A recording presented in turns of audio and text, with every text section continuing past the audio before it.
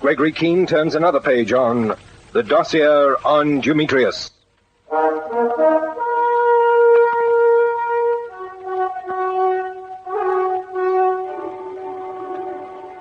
I'd groped my way to the end of the labyrinth at last. I had Dumetrius cornered, and this time there was no way he could escape. I'd put the affair as I knew it together, and I'd come up with two answers. The Gestapo loot that motivated the whole thing was hidden in Bookman's sanatorium, and Dumetrius had killed too many men to let it go now. He would come for it, I told myself, and I was right. After I was thrown off the case at MI5, I knew Dumetrius would never come near the sanatorium while it was guarded. He couldn't, so we had to get rid of the Scotland Yard chaps. And the moment they left the way clear, I collected Cutts, Ridgway, Mitchell, and Bonnet and headed for the sanatorium. I didn't want Dumetrius to get there first.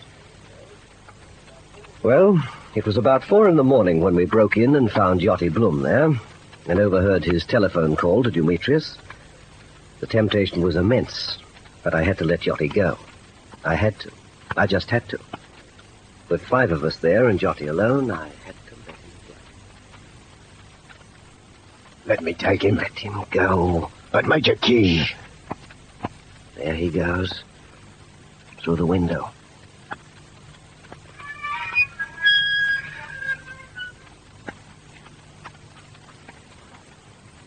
Can you see him, Cutts? He's sticking to the shrubbery. God, chase me off, Fanny, Major. Don't let the bloke go. Just a minute. Make sure he's definitely off. I can't sight him. You, Ridgway? No. Not enough moon. All right. Let's get away from this window, then. Well, look here, you fellows. You heard what he said to Dumetrius on the phone, didn't you? Oh, but to get our hands on him. Remember that knife I got in my back? You can pay him for the knife tomorrow night. Now, listen to me, all of you. Yachty said on the phone, the house is empty, it's no trap. He wanted to take the loot away tonight, but Dumetrius insisted that they wait. He'll be here tomorrow night, and he won't be alone. They'll walk straight into our hands. Oh, but blimey, Major. Why aren't we following Yachty now? He'd lead us straight to wherever Dumetrius is this blinking minute. Use your block, Cutts. He's bound to have a car, and ours is tucked away in a back lane. And another thing. If we show our hands, do you imagine Dumetrius would come near the place? Yachty told him there was no trap. He'll act on that. If we'd grabbed Yachty, if we'd tailed Yachty and he'd caught sight of us, they'd know at once that... Oh, right to know, Keene. Let him go. Yeah, but it fair set me ackles up. Yachty Blum. The bloke what's murdered 5 people since this business started. Tomorrow night, Cutts. They're certain to make a fight of it. Yeah, and will they get one? Well, what do we do now, Major? Well, Yachty went through the house first. He saved us that trouble. What we have to do is keep quiet and out of sight. They'll certainly have someone keeping an eye on the house. If we do any coming or going, it'll have to be before morning, before there's any light. So I suggest we get to work and see if we can find where the loot's hidden. Oh, there are only about 30 rooms in the place. There shouldn't be any trouble at all. We're not going to get far by torchlight. That's a point. Might be as well to wait till morning. I can think of one thing we can find without much light. What's that? Where Rudolph Bookman kept his grog. I could do with a drink. Well, whatever you do, keep absolutely quiet. Oh, definitely no roistering. Come on, Cutts, Mitchell. Let's see what we can find. No.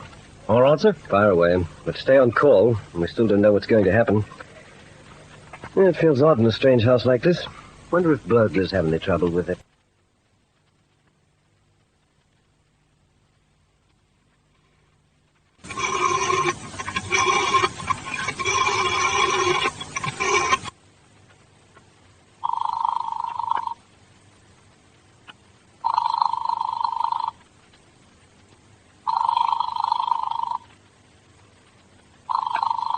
Yes? It's Haydee here. Keene hasn't returned, and the 3 hours you told me to wait are up. Have you learned anything? Yachty made a reconnaissance at the sanatorium. Where they took out their police, I have no idea, but the house and grounds are deserted and empty. Then why don't you get the booty now? I've just had to beat it into Yachty's head. At this hour of the night, anything can go wrong. Oh. Tomorrow night, then. But what about me? When do I join you? We're using the taxi cab and the ambulance tomorrow. You must make an opportunity to ring here during the day when we'll have the details worked out. But I hope to have you at the sanatorium with us so we can get the cabin trunk with the loot into the ambulance, drive straight to the boat and leave at once. Yes. Yes, that would be best. It'll be a matter of timing. We'll have Gonski driving the cab, and if all goes well, you'll be able to step straight into it with no chance of them following you. But you must stay there at Keen's flat until nightfall tomorrow night at least. I want to know every move Keen makes so far as possible. I'm doing my best. We'll get some sleep now. We'll need all our resources tomorrow if anything goes wrong. But nothing will. Nothing will go wrong. Good night, Eddie. If only I could be so sure. And where is Keen? If I were made of ice, I couldn't sleep tonight. Where's Gregory Keen? What have you got there, Cuts? Hold the torch. Scotch. Oh, jolly D. Give me a glass. Doc. Well, here's to Rudolph Bookman. May his tribe increase. Good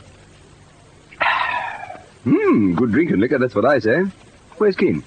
The Major's in Bookman's study, Mr. Ridgway. Listen, you remember soon after you and Keen picked me up tonight, when we were on our way to Bloomsbury to dig Mitchell? Yes? I couldn't help getting that remark you made about Haydee Bergner. You know, when you asked Keen if she knew where we were going or what was up? What about it? A few days ago, you said you had a stunt in mind to make her give herself away. Well? It's on my mind right now, Mr. Ridgway. But I'll have to get out of the sanatorium to work it. What's the idea, exactly? Well, suppose I was to go to Miss Bergner and say, Major Keen's at the Bookman Sanatorium hunting about for a clue. And he wants you... Yes, what is it, Cuts? See the time, sir? 6:15. So what? Well, Colonel Fentress will be expecting me on the embankment round about 9, sir. When I don't turn up, do you think it might start him thinking? Don't see why it should. Well, he could still be checking on Jerry Fagan's story, and he might find a few holes in it. And if he did, Inspector Frayne and the yard blokes will be back here like a shot. Well, I don't think there's anything we can do about that. It's a chance we have to take. It'd be better if I was there with the Colonel with me ear to the ground, as it were, sir. Yes. Yes, you might be right, Cuts. Yes. Well, sir, I was thinking. If I was to skip out of here now, take the car and come back the minute it's dark tonight, and if anything happens at the embankment during the day, I could let you know, like. All right, do that. Actually, there's no sense in any of us staying here all day, except that the less moving in and out, the better. Well, shall I push off now, sir? Yes, but for the love of heaven, watch what you're doing. Don't worry about me, Major. I'll see you tonight. Right. And watch Colonel Fentress like a hawk.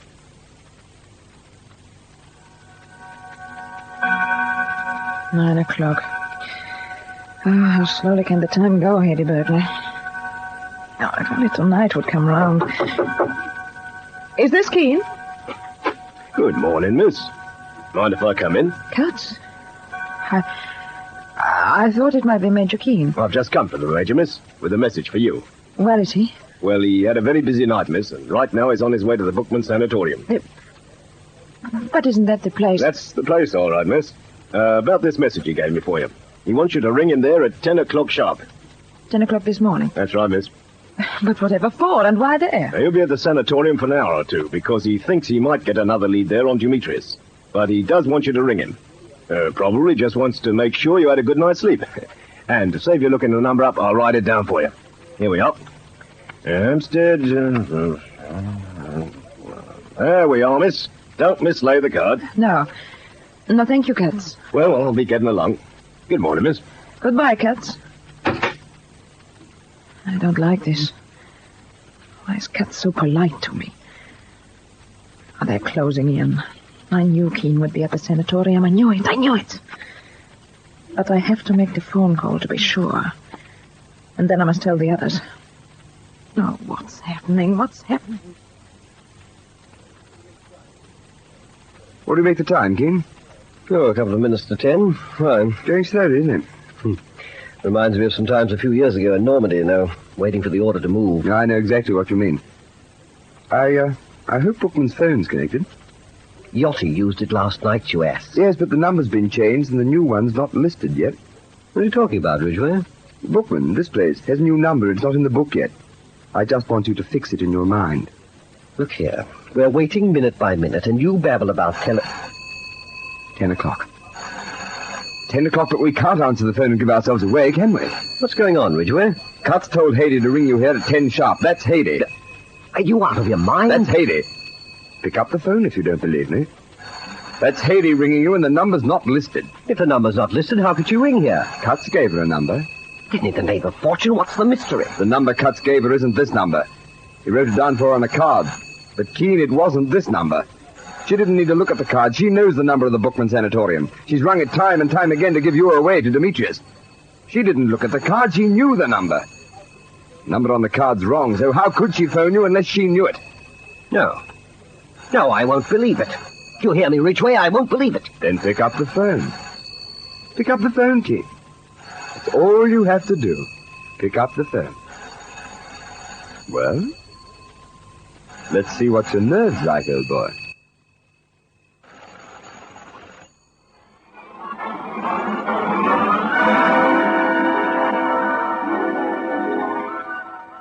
If I picked up the phone and it was Haydee, then my trap for Dumetrius was gone.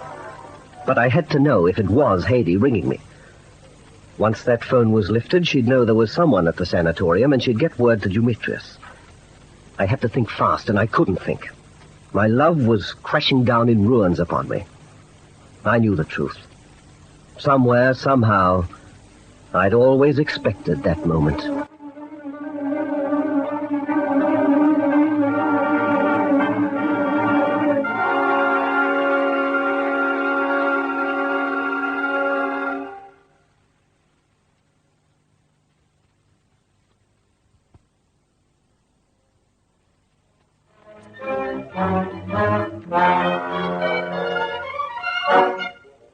Does Keene lift the telephone in the Bookman Sanatorium? Listen for the next chapter in this story of suspense. Dossier on Dumetrius.